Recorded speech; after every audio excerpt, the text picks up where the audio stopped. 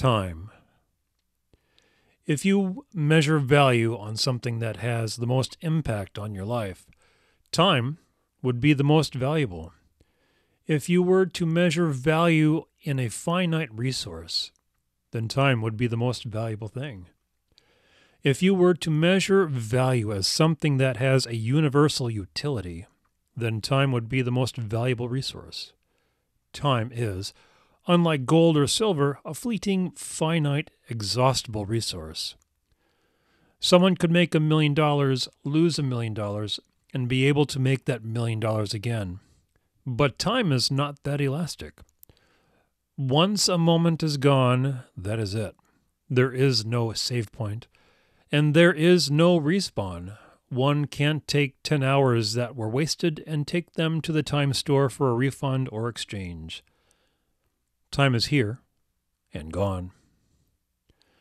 Time, then, is an ultimate measure in regard to value. But, then, it is of no value itself. You can't take a bucket of time and go buy gold with it. You can't take 5 pounds of time and trade it for chickens. One can think that, I'll spend time to make the money to buy this, or you can use time as wages, regardless if you're actually earning a paycheck or using time as a measure of your productivity. But this doesn't work because time is not a constant. It is a constantly shrinking resource, but the one truly non-renewable resource. Yet, time makes the world go round. Time is simple. Time is matter moving through space. You can stand still, but time continues because somewhere in the universe there is a particle of matter moving through a span of space. You can stand still, but your heart moves, your lungs move, the cells in your organs move, and the atoms in your body move as well. Nothing then can stand still, and so time is always happening and always shrinking. While the novelty of artificial intelligence wears off, there is a lasting effect it will have, notably the effect other labor-saving, that is, time-saving, devices should have, to allow people to labor less and enjoy life more. In the end, that's not necessarily panned out. While people generally labor less, that is, in industrialized nations and with less physical labor, they still spend a great deal of time working to live. Time is precious, because one has so little of it to enjoy. Labor-saving devices come to save the day, but in the end only add to the complexity of life, not an increase in actual productivity or, necessarily, joy in life. If time is wages, then time spent on a creative enterprise must be maximized. The whole notion of profitability in regard to creative endeavors is nonsensical, because the single largest expenditure on the creative process is time. A man goes to a factory, punches in, sits at his station, and moves a jig around if he's assembling automobiles, or presses a button if he's at a stationary setting, a milling machine, or at a desk. He works 8 hours or 10 hours. He spends 10 or 30 minutes, give or take, on the commute, then has the rest of the day to family, friends, and the like, whatever it might be. It's not a creative enterprise. It's a job. If he can manage retirement investments and have some savings, he and his family will increase their living standard, provided economic and employment factors maintain or improve. Even managers and executives work to maximize the difference between costs and expenditures and profits. Their time is scheduled and regulated. The creative enterprise isn't so regulated or scheduled. Unless one works in a studio where the creative processes are managed and scheduled, time spent on creative works far exceed the 8 or 10 hours at a regular job. There are large variables involved: skills of the creative, the level of craftsmanship, the nature of the work itself, the tools involved, the level of planning. The variables can be endless. Because of these variables, the general notion of the profitability of art makes little sense.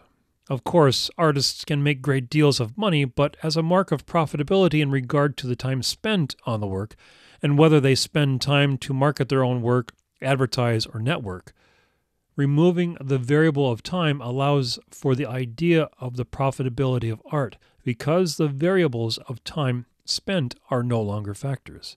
They are just a part of the process that doesn't make the invoice. Now, in regards to artificial intelligence, time becomes the absolute central theme in the production of artistic creations. At my fastest, a drawing will take a few days, even if I spend no time planning it and just slap down some ink. To work on it to a degree where I'm moderately satisfied with the work, it's still 2 days. A week for a comic book page, where I consider where everything goes, draw it out, then ink it, and then fill in the details. Adding to the fact my processes are inefficient and clunky, it's still a week. In regards to writing, I have 3 novels that have been in the works for the better part of 3 years. One novel has been in process here and there for 7 years. There are writers who are vastly more efficient and productive than I. With artificial intelligence, you type in a few parameters and push a button, and boom, it's done. As a writer, I'm more concerned about general literacy and people willing to open a book than I am really in artificial intelligence having an effect. Does it have a long-term effect on the marketability of my work, depending on whether or not I finally finish anything enough to publish it? It does. This is something I have no doubt.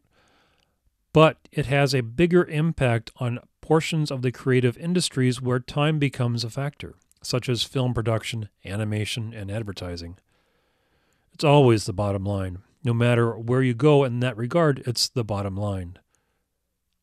Where are the costs coming from? In these instances, time becomes a necessary cost to factor in. Where drawing was essential in the late 19th century through to the early 1960s for illustration and design, where costs of color reproduction was still relatively high compared to black and white, where graphic design was essential for advertisement through the 20th century, artificial intelligence will take these away or reduce their costliness. Imagine how many actors will be put out of work. Art for convenience. But is art for convenience really art? A good example of the impact artificial intelligence will have is the impact of cell phones on professional photography. Event photography, photojournalism, wedding photography, all of these are dying businesses because everyone has a cell phone with the latest, greatest cameras and filters. Who needs a dedicated photographer when a cell phone and internet connection can do so much more? It will have an impact. Whether or not one can still, in the short future, still market artwork with the imposing future of artificial intelligence looming over everyone's head, that's to be seen. If treated as a luxury item, as it was in the Renaissance, as a handcrafted item, as some items in the past have been marketed in spite of similar items being mass-produced, this might be a benefit, since real art is not about labor-saving efficiency, but about the creative processes and the product therein.